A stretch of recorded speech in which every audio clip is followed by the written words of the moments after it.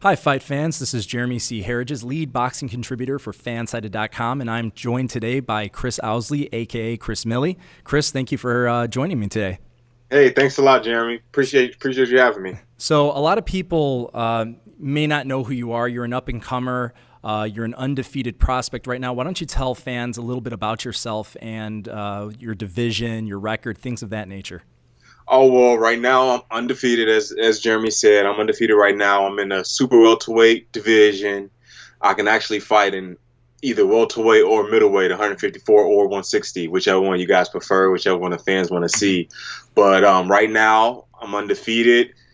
Coming up the ranks out of Chicago. Just, to be honest with you, just waiting for the perfect opportunity to get on a big stage and fight on a big card so I can display my talents to the world. What's your current record and how many knockouts do you have at the moment?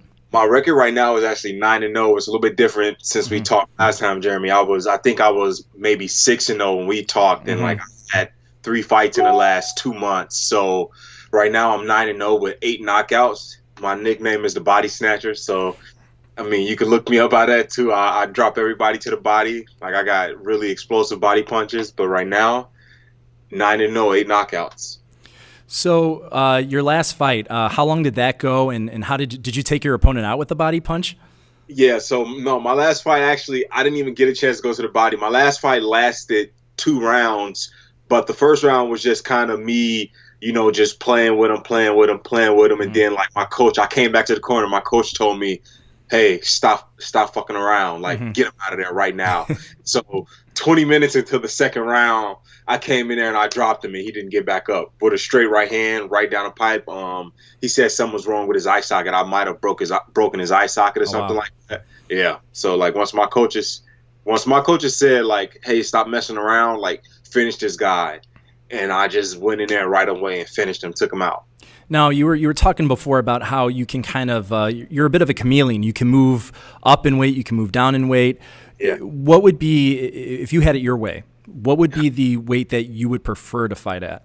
If I had it my way, actually, the preferred weight I would prefer to fight at is about 147. I'm a big guy. I'm 6'1". Like, I was originally a D1 college athlete. I'm a big guy. Like, and when I was in college, I was playing football at 220. So for me to even be at 154 is, like, massive. So, but my ideal weight for me would be to fight at 147 and 154. But, like, all great champions fluctuate, go to different weight classes, capture a title, then move to a different weight. So my ideal is 147, but right now I'm at 154 and 160. So kind of looking in that division, who are the 147 guys that are on your radar that you're seeing as, like, the top 3 or 4 prospects right now? Oh, absolutely. The 147 guys, I would give Earl Spence. Terrence Crawford is not dominant at 147 yet. I don't think he hasn't proven to me, but I would give it to Earl Spence. I would give it to Thurman, and I would give it to I'm not sure my third person that I would give it to that's, like, dominant. It probably would have to be Crawford, even though he hasn't showed dominance at that weight class yet. And mentioning those names, I think it's really interesting. Obviously, both are undefeated. Both are unbelievable fighters. Yeah. If the two of them matched up, who do you think would have the edge in that fight? Man, to be honest with you, I think Earl Spence is too much and too big for Terrence Crawford. Like, even though I've watched Terrence Crawford, I watched him, like, when he was, like, people don't understand, like, outside of boxing, they don't know, like, I've seen Terrence Crawford walk around at 175 pounds, but I've also seen Spence walk around at 185 pounds. So these guys, like, blow up, and I just think Spence will be too huge for Crawford and too powerful. And I could see that perspective on it, but do you think Errol Spence could catch Terrence Crawford? Terrence Crawford is very elusive, and he switches stances really well, but I just think, like, that pressure breaks pipes. Breaks pipes, and Spence just puts that pressure on that breaks pipes, and, like, he just doesn't stop. Like, just imagine, like, you doing your best, you throwing your best punches, you going at somebody, and they still right there. Like, that's hard. That's hard. Yeah. I know originally we were gonna talk about Wilder and Fury, and we'll get to that in a second. I was kind of curious if you had a chance to look at Vasiliy Lomachenko's last fight against Jose Pedraza. Oh man, like to be honest with you, I salute Jose. How you pronounce his last name? Pedraza. I salute that guy for just staying in the fight. Like he took a beating.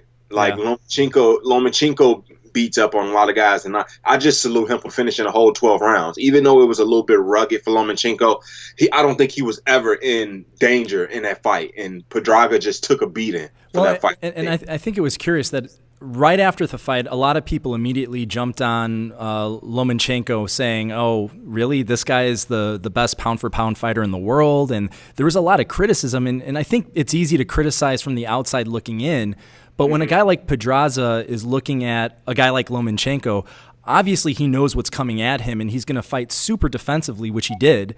And I don't think Lomachenko gets enough credit for the way that he kind of diffused him and still got him down in the later rounds. Yeah, I don't think Lomachenko gets enough credit anyway. First and foremost, he's an artist in the ring. Like when fighters like me and those guys look at him, like we want to, like top fighters want to do what he does. You know, like it's not just like people on the outside of boxing, like, oh, what he does is easy. Like, no, like fighters like me, I'm sure fighters Earl Spence, Tyson Fury, Golovkin, Canelo, they want to do what Lomachenko does. Like he doesn't just beat you; he mentally breaks opponents down. Like that's not something a lot of fighters can do. You know, and like we wish we can. To be honest with you, we wish we was him. I'm gonna be completely honest with you in the ring. Like, so I think the outside audience don't get what it takes to do what Lomachenko does. You know, like he breaks guys down mentally, physically, everything. So I still give him credit. He's a good guy. And as far as the dream matchup for Lomachenko, the one that everyone wants to see is between Lomachenko and Gervonta Davis. I know that's been mentioned a lot, if that fight could happen. And some people have mentioned Lomachenko moving up in weight, but I think he's moved up enough. I think he's at the right weight right now. How do you think Davis would do against a guy like Lomachenko? To be honest with you, excuse my language, he wouldn't mind fuck Loman. He wouldn't mind fuck Gervonta Davis. Gervonta Davis is not. He's not mentally strong enough to be in a ring with Lomachenko. Like he will get to missing a lot of punches and probably cry in the corner. Like I'm not sure like what he'll do mentally, but I don't think he's ready to stand in a ring with Lomachenko. Not even close. And I completely agree with you. The reason I bring it up, which I think is funny. Obviously, with Pedraza, they have a shared opponent. When Davis fought Pedraza, he knocked him out in 6 or 7 rounds. I'm blanking on which one it was. So immediately the people come out and say, well, if Davis could knock him out in 6 or 7 rounds and Lomachenko has to go the distance with him, they kind of make an apples-to-apples comparison when that's not really the way it works out. Yeah, and like most of the time, like fighters, like different opponents make fights, styles make fights. So it's like just because Lomachenko didn't knock him out, that doesn't mean that doesn't mean that he can hang, that Gervonta Davis can hang with him. It doesn't. Like fighter styles make fights, and like Lomachenko just brought a different style. Like to be honest, like I don't even think Lomachenko was interested in knocking him out. You know, Gervonta Davis is a knockout artist. You know, like he knocks guys out, and I don't think that Lomachenko tried to knock him out this fight. Well, and I think Lomachenko also discussed it after the fact that, I wanted to get in rounds, and I wanted to make sure that because he doesn't go the distance very often, so I think he was trying to get that experience in there.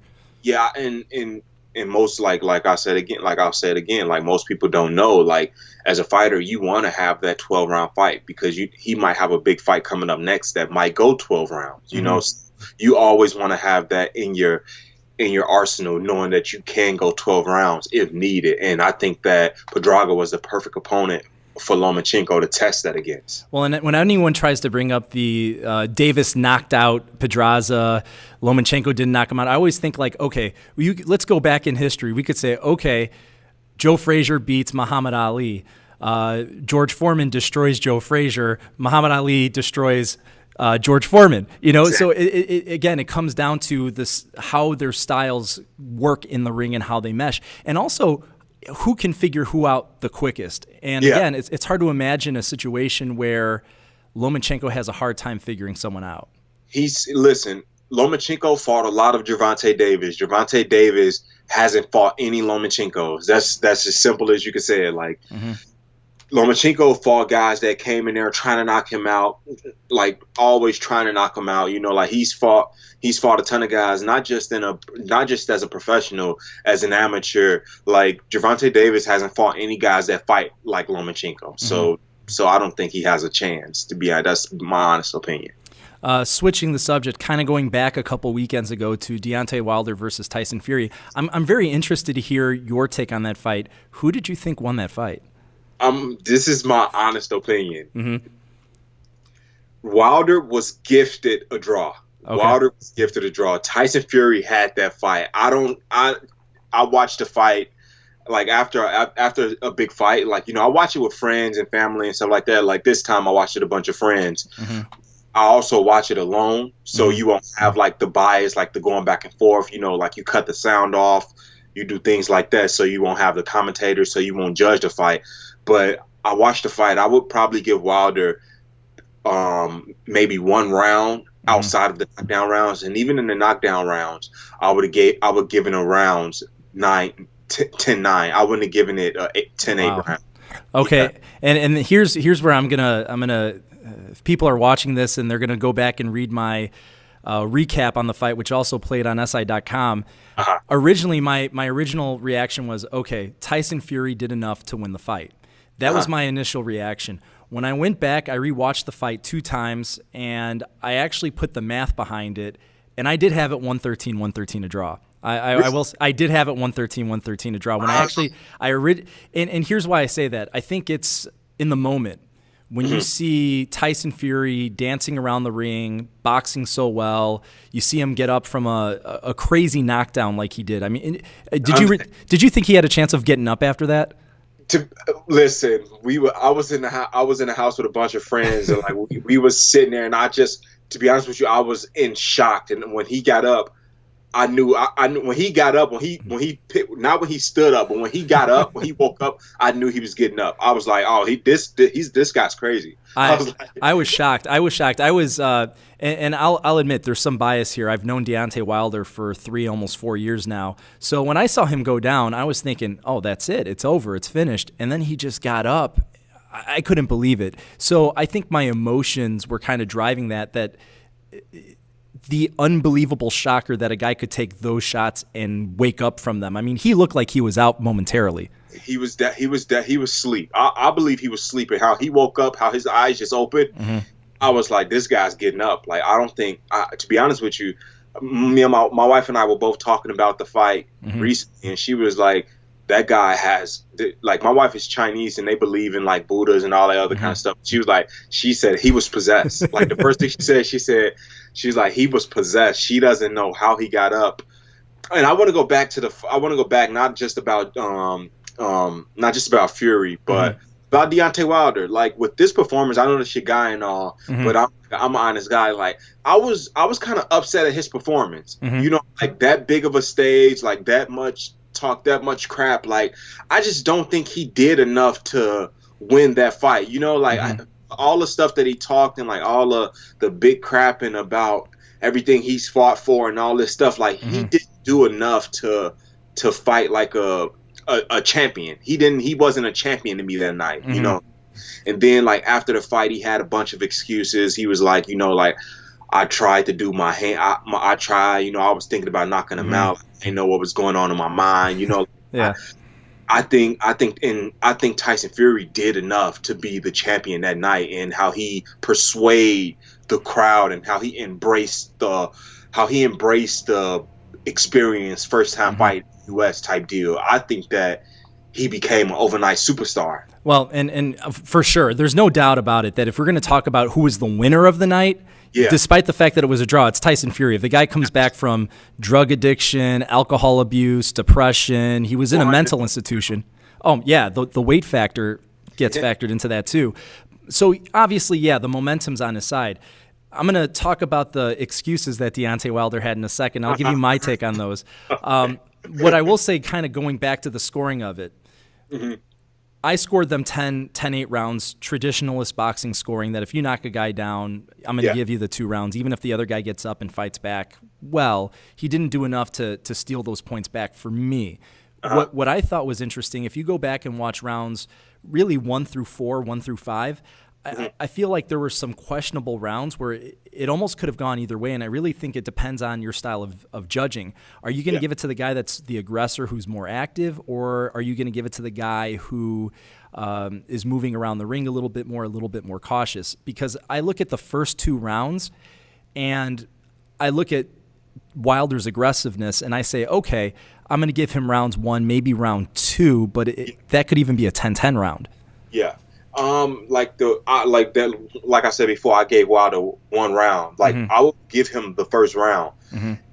From the second on out, he was moving forward just a little bit, but I don't think he had effective aggressiveness. You know, like he was coming forward, but he wouldn't throw any punches. It was like, it's not effective. Like, and Tyson Fury was able to do what he wanted the whole from honestly, even the first round. But I would give Tyson Fury didn't throw a lot the first round, but the second round, I would give it to Tyson Fury because he was able to just do what he wanted. Like, you know, effective aggressive is cutting the ring off, moving the right way, using the jab. If you're going to be aggressive, you need to do those type of things. You know, cut the ring off, land some big shots while you're cutting the ring off. You know, like back the person up with a purpose. But Deontay Wilder wasn't throwing a lot of punches to me. Like, he didn't throw enough to win the second round on, to me. Like, he just didn't. That's my opinion. Well, and me giving a critique, my biggest critique of Deontay Wilder that night, obviously the accuracy was a big problem. I mean, he was missing a lot of punches, and I have some stats here straight from CompuBox.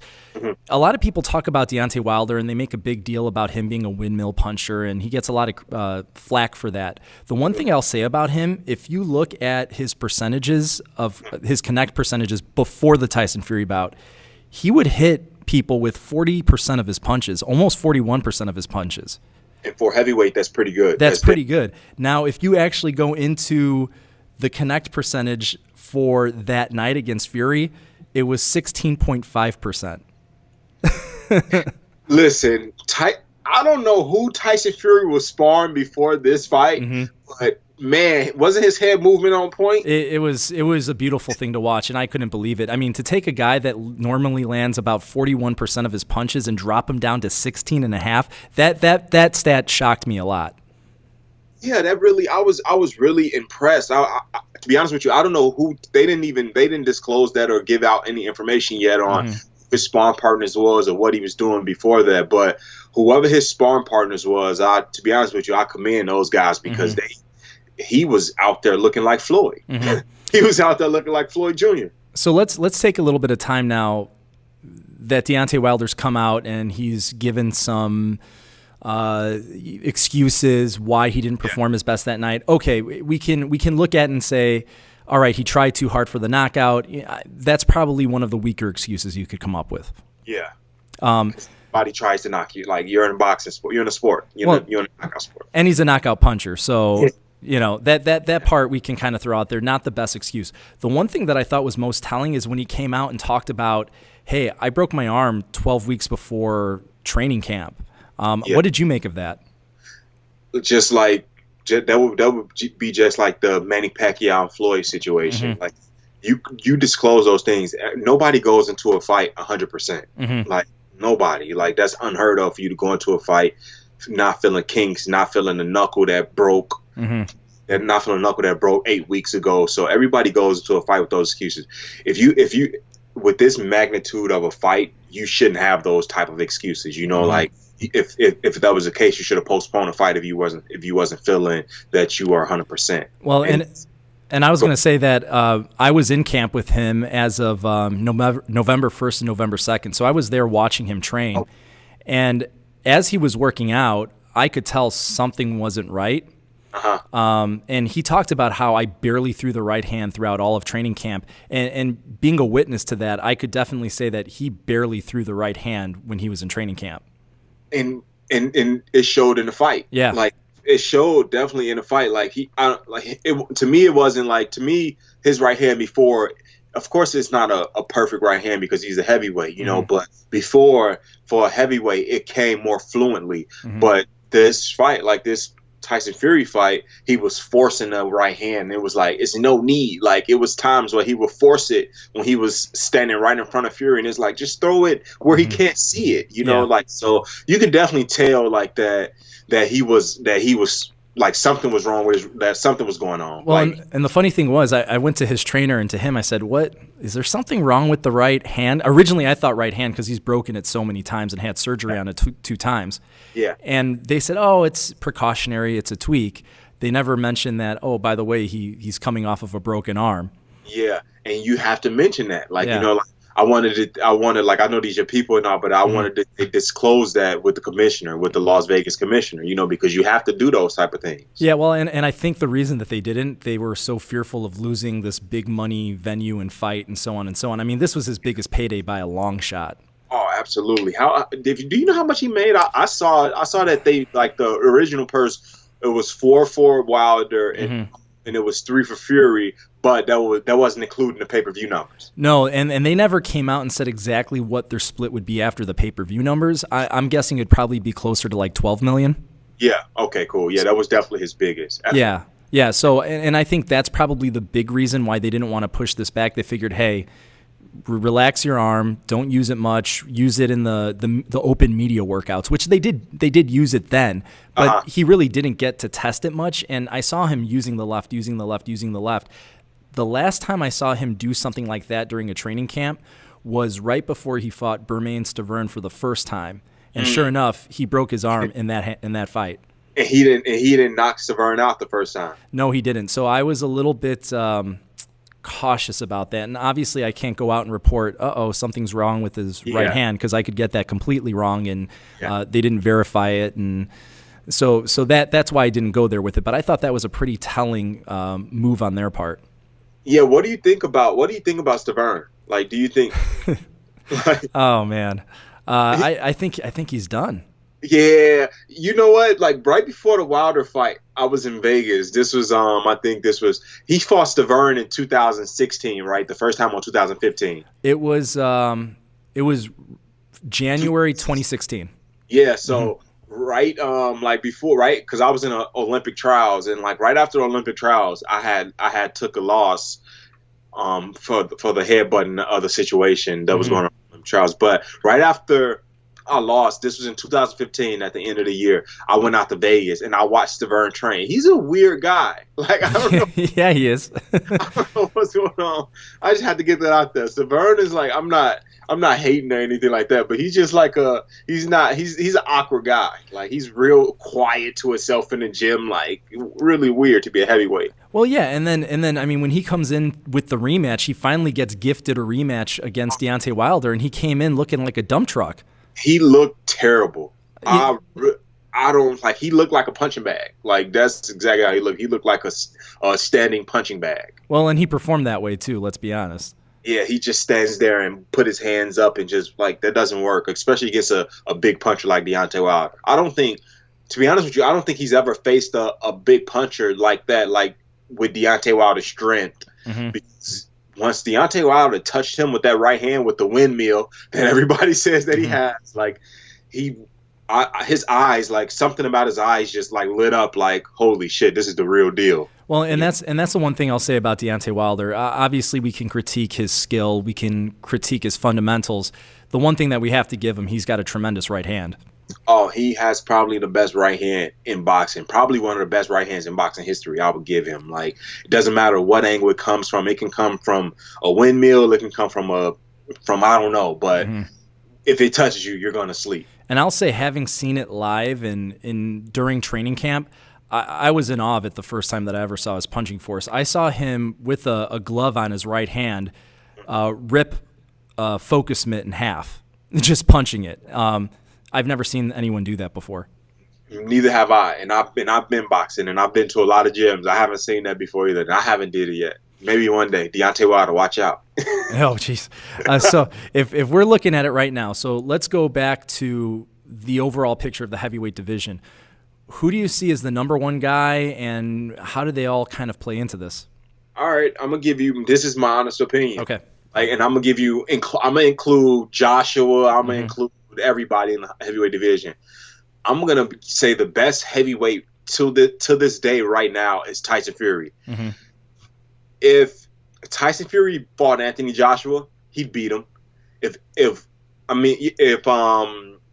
Wilder fought Anthony Joshua, he'll beat him. I would give Tyson Fury the number 1 spot. I would give Wilder the number 2 spot, and I would give Anthony Joshua the number 3 spot. Nobody can beat Anthony Joshua or Tyson Fury in the heavyweight division. Mm-hmm. Nobody can beat Tyson Fury and Deontay Wilder in the heavyweight division. The only person that can beat Deontay Wilder right now is Tyson Fury. And I think if they were given a rematch, which I don't know is going to happen. Like, I don't know if the match will happen, but I will give Tyson Fury the rematch. Deontay Wilder, I don't think Deontay Wilder is going to come in any much different. Like, I don't see him changing coaches at this point. Oh no, not a chance. Yeah, so I don't see him changing coaches or changing the strategy. Like, the most you can do is throw the right hand better. Like, that's about it. But I think Fury is gonna grow and Fury's gonna learn not to get hit by that right hand, and he's gonna box a little bit better. So I would give Fury the rematch. And to be honest with you, if I was Fury, I wouldn't even fight Wilder again. I would move on to bigger money and fight Joshua, and at Wimbledon Stadium, and make a lot more money. Probably make double. Yeah, I definitely see the sense of that. If we're talking about a all British clash at Wembley, and you can fill that thing up with 90,000 people, no problem. Oh, easy. Like that would be. I think that would probably be one of the biggest heavyweight fights in history. I think it will surpass Klitschko and Anthony Joshua, because like the Klitschko and Anthony Joshua fight, they kind of gave it a passing a torch type style of fighting. They kind of gave it like Klitschko's passing the torch, but 2 heavyweights right now. Like, to be honest with you, I think Fury is in his prime right now, and Joshua is in his prime right now too. So I would give like those 2 guys in their prime, top heavyweights in the world, clashing at Wimbledon. Like, I think that will be huge. I think that'll surpass any heavyweight fight that we've had in a long time. And I'll say this, based on what I saw, and man, I hate saying this, I really think Anthony Joshua would beat them both. Really? I really do. I think Anthony Joshua is such a human specimen. I know Wilder. Well, here's the other thing to think about. Wilder went in and put Tyson Fury down, weighing 209 pounds. Yeah. I mean, that's crazy. Yeah, that's insane. That's insane.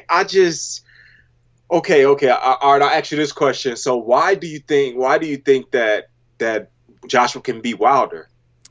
I think Joshua can beat Wilder because, and let's be fair, obviously whoever lands their right hand first, it's game over. I mean, they have different types of power, but I think that I do think Deontay Wilder's the more powerful puncher.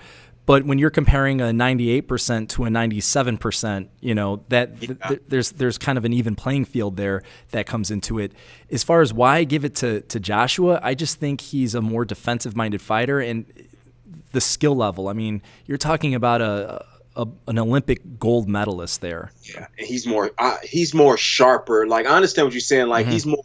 Yeah, he is an Olympic gold medalist. He's more sharper. He's more kind of groomed. He has a little. He's more of a groomed fighter. And and again, obviously, if Tyson Fury can make it a Tyson Fury fight, then he has a chance of winning on the scorecards.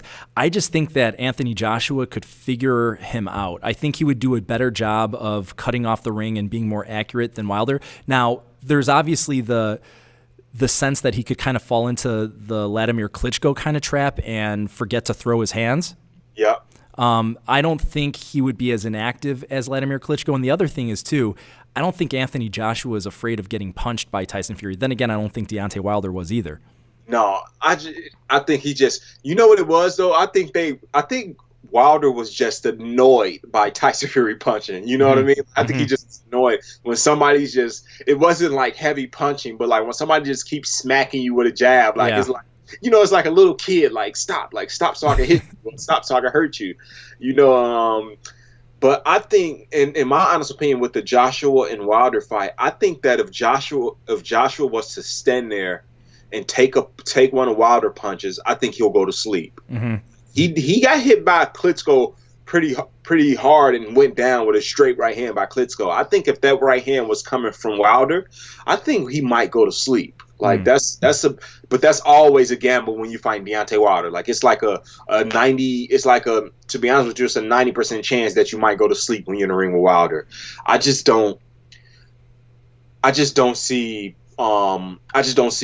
Wilder being able to take that shot. Like Fury was a madman when he got up. Like I don't know if Joshua has that in him to get up like that after he get hit by Wilder. I don't think he has that.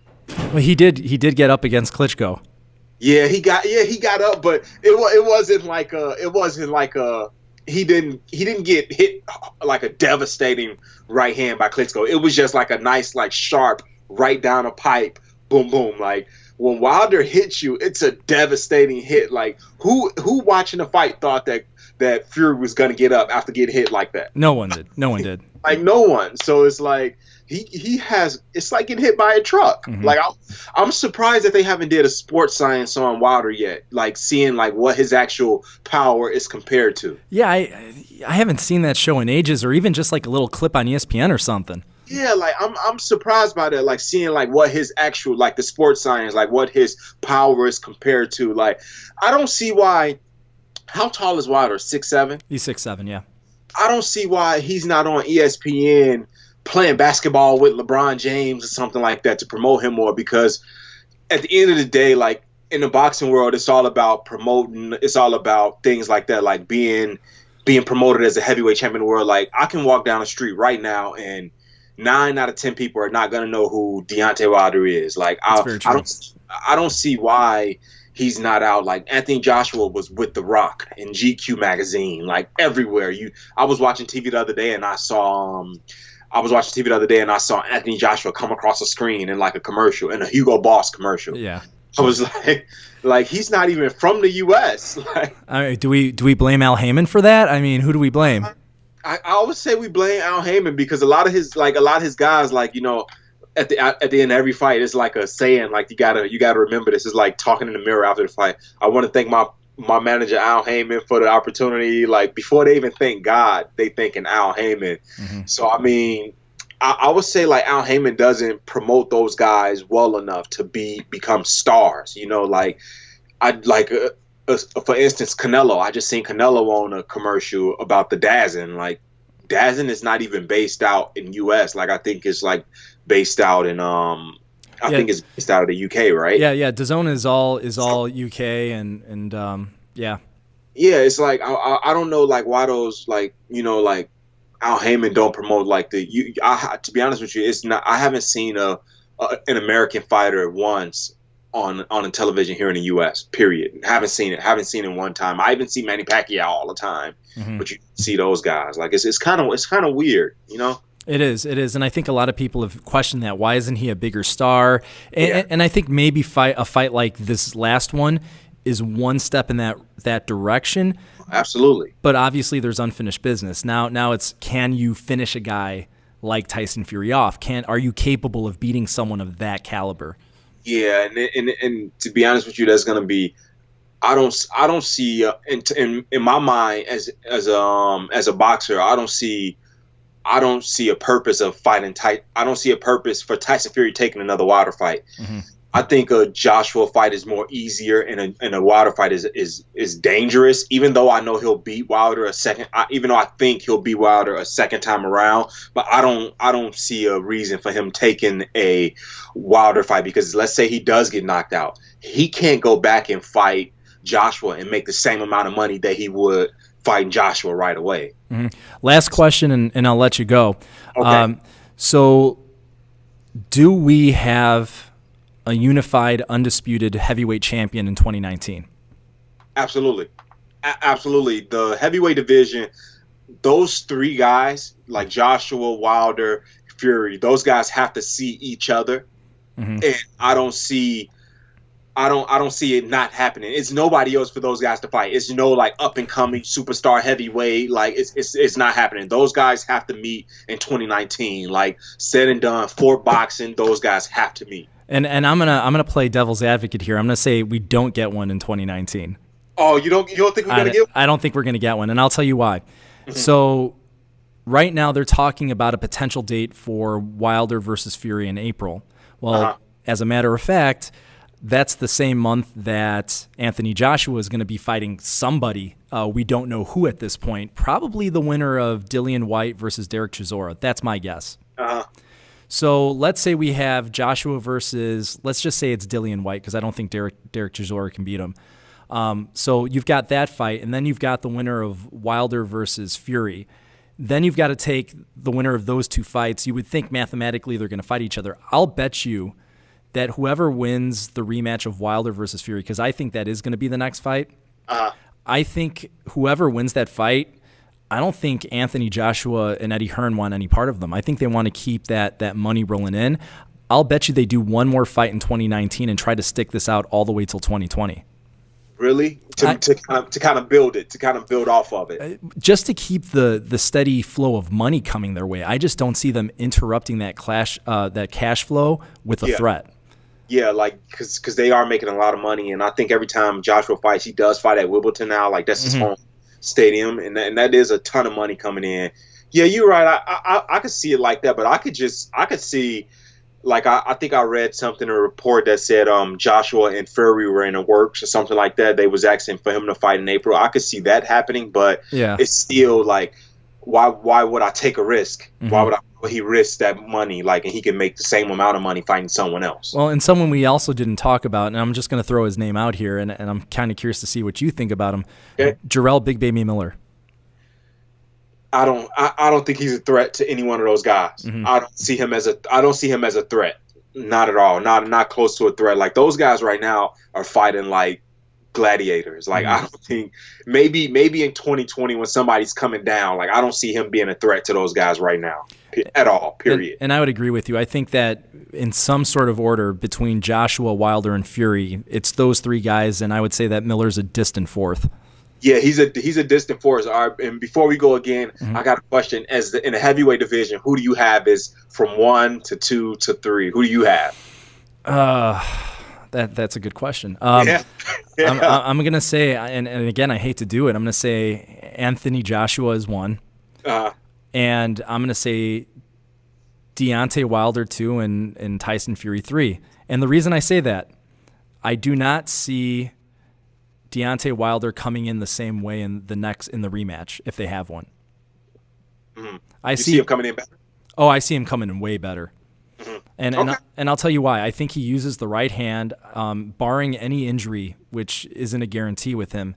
I think he uses that right hand. He's been talking that he wants to beef up to 245 pounds, and I actually hope he doesn't do that. Too slow. He'll be way too slow. Exactly. So, and again, trying to stack that weight on him. I think the heaviest he's ever weighed is 229. I think 221's a good weight for him.